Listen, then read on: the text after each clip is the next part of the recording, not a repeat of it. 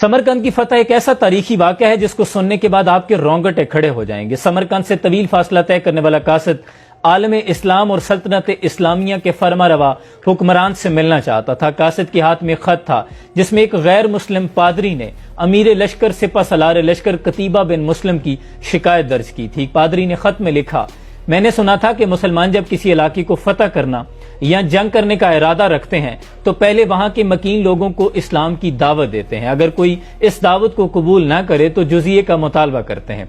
अगर कोई दोनों शराइत को कबूल ना करे तो फिर जंग के लिए तैयार हो जाते हैं। लेकिन हमारे साथ ऐसा कोई भी मामला नहीं किया गया। रातों रात हम पे हमला किया गया और हमें मफ्तू कर लिया गया। ये खत समरकंद के सबसे बड़े पादरी ने आलम इस्लाम के फरमारवा उमर बिन अब्दुल अजीज के नाम लिखा था।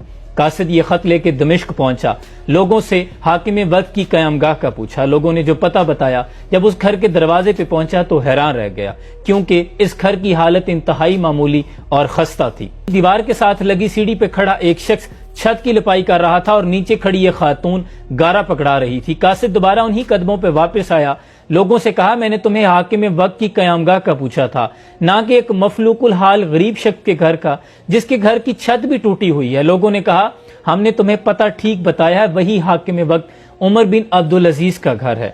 कासिद मायूसी के साथ बोझल कदमों के साथ उसी घर के दरवाजे पे पहुंचा, दस्तक दी।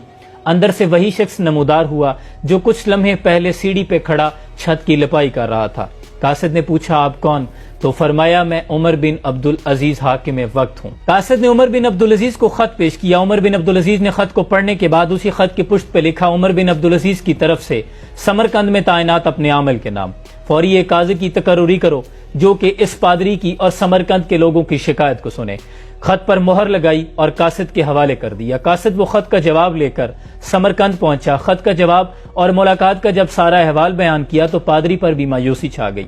उसने कहा, भला ये खत का छोटा सा टुकड़ा है जो इतने बड़े मुसलमानों के लश्कर से हमारे शहर को बचाएगा, लेकिन इसके सिवा उसके पास कोई चारा नहीं था। खत का टुकड़ा लेकर वो डरते डरते हाकिम समरकंद कतीबा बिन मुस्लिम अमीर लश्कर के दरबार में पहुंचे।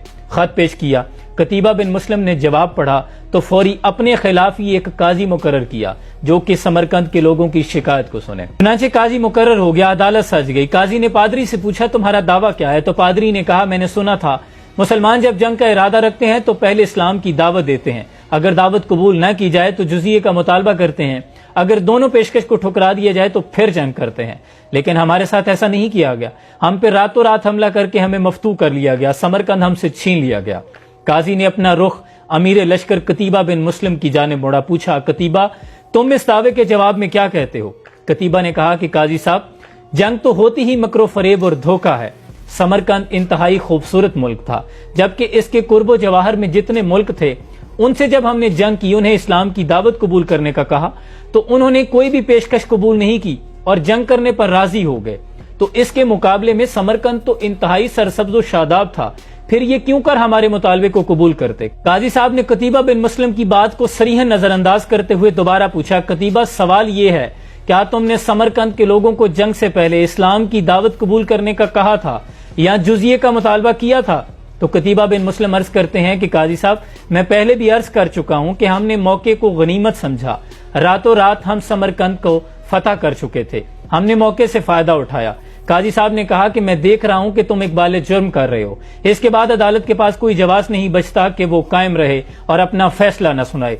फिर गरजदार आवाज में काजी साहब ने कहा, तुम नहीं जानते कि अल्लाह ने इस्लाम को और मुसलमानों को फजीलत अदलो इंसाफ की वजह से बख्शी है, ना कि धोखादही और मौका परस्ती की वजह से। इसके बाद काजी साहब ने कहा कि यह अदालत फैसला सुनाती है कि समरकंद में मौजूद तमाम लश्कर इस्लाम, तमाम फौजी ओहदेदारान और सिपा सलार अपने बीवी बच्चों समेत अपने इमलाक और माल गनीमत को यहीं पे छोड़कर शाम से पहले पहले समरकंद की हुदूद से बाहर निकल जाएं और कोई भी मुसलमान समरकंद में बाकी न रहे।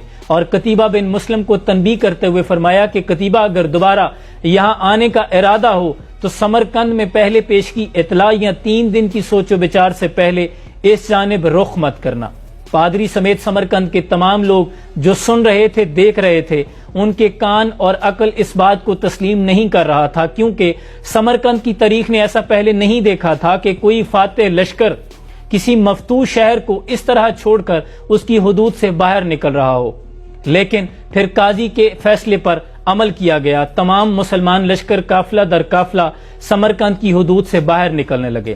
شام کے ڈھلتے ہی سمرقند کے لوگ کانوں میں آپس میں سرگوشیاں کرنے لگے کہ یہ کیسے لوگ ہیں، یہ کیسا مذہب ہے اور کیسے پیروکار ہیں، اور یہی کہنا تھا کہ لوگ دوڑتے ہوئے سمرقند کی حدود سے باہر نکلے اور تمام لشکر کو لا الہ الا اللہ محمد رسول اللہ کا اقرار کرتے ہوئے لشکر کو واپس سمرقند میں لے آئے اور کہنے لگے کہ آپ ہی اس شہر کے حاکم ہیں، آج کے بعد ہم آپ کی رعایا ہونے پہ فخر محسوس کرتے ہیں۔ تاریخ نے دیکھا کہ پھر دین رحمت دین اسلام نے سمرقند پہ ایسے نکوس چھوڑے کہ پھر ایک طویل عرصے تک سمرقند مسلمانوں کا دارالخلافہ بنا رہا، اور کبھی رحمت دو عالم سرور کائنات صلی اللہ علیہ وسلم کی امت ایسی بھی ہوا کرتی تھی۔